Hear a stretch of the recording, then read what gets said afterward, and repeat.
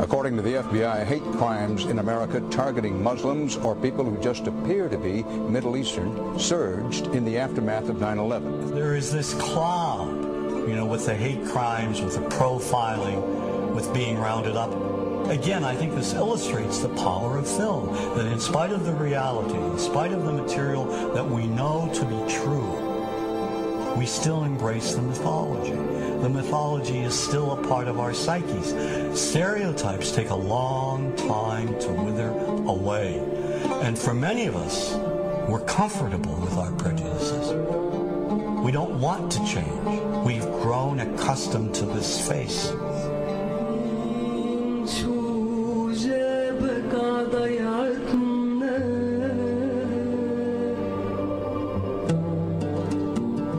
When we think of Arabs, what do we see? What images come to mind? Do we see actual people? People who, despite real cultural or geographical differences, do pretty much the same things that we do. When we think of Arab women, what images come to mind? Do we see women who laugh and play and who adore their children? Women who work in the home as well as outside? Would it come as a surprise to know that in many Arab countries, a majority of college students are actually women? What's our immediate image of Arab men? Do we see loving fathers? Men who want to provide for their families? What about Arab teenagers? Do we see them the way you would think about teenagers in other parts of the world? Then there's religion in the Arab world. Do we see it as all-encompassing, dominating everything else? Do we know that even though faith plays a huge role in the Arab world, just as it does here in the United States, that it's also true that much of the Arab world is quite secular? When we think of Arabs and religion, does Christianity come to mind? Do we remember that there are over 20 million Christians in the region who have lived side by side in harmony with Muslims for centuries? To their credit, some filmmakers have shown Arabs and American Arabs in all their complexities. An excellent way to shatter a stereotype is through laughter, through comedy. So we have comedians. Comedians have done this historically. Black comedians, Jewish comedians. So we see Arab comedians doing this, and this is one way to release the tension. My name's on a credit card, true story. Guy behind the counter picked up my credit card, sees the Olive card, looks at me all weird. He's like, hey, buddy, what kind of name is, that?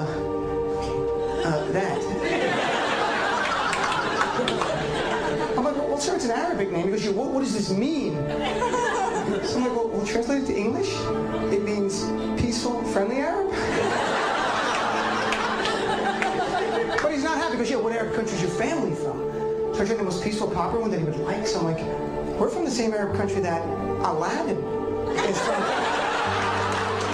To his credit, Michael Moore in Fahrenheit 9/11 in the DVD includes a scene with this comedy coming out. My name really is Ahmed Ahmed, and I can't fly anywhere. All you white people have it easy. You guys get to the airport like an hour, 2 hours before your flight. It takes me a month and a half.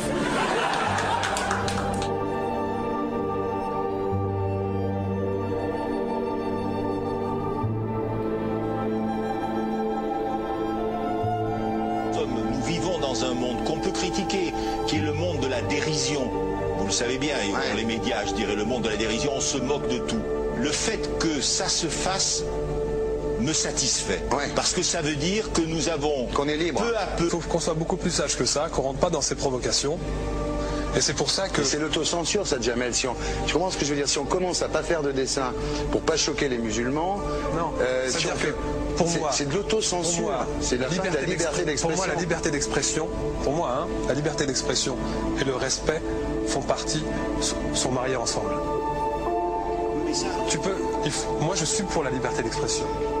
Mais si je vais blesser une personne, pourquoi blesser la personne? Non, mais si moi j'ai envie de faire une caricature sur Mahomet ou sur un rabbin ou sur Jésus-Christ, il faut que j'ai le droit de le faire. Tu comprends? C'est ça la France. Quand tu sais que tu vas blesser 10 millions de personnes, pourquoi tu vas les blesser?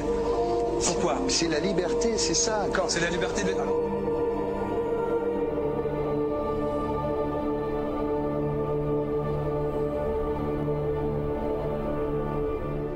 Ouais. Vous ne pensez pas que c'était à vous de vous excuser, non? En disant le sketch n'était pas très drôle, je suis désolé si j'ai blessé des gens, voilà, excusez-moi, voilà, c'est une connerie, c'est mon travail.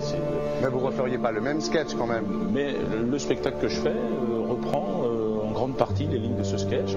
Mais il y a un truc que je ne comprends pas sur cette affaire, c'est qu'à aucun moment vous avez senti le besoin de vous excuser et que vous en avez rajouté. C'est tellement surprenant, c'est tellement inadmissible que j'en suis choqué. Voilà. Dans un pays où on peut parler, on peut s'exprimer. Et là, pourquoi tout d'un coup, sur un sujet, on ne pourrait pas s'exprimer? Vous savez bien pourquoi on ne peut pas s'exprimer. Pourquoi?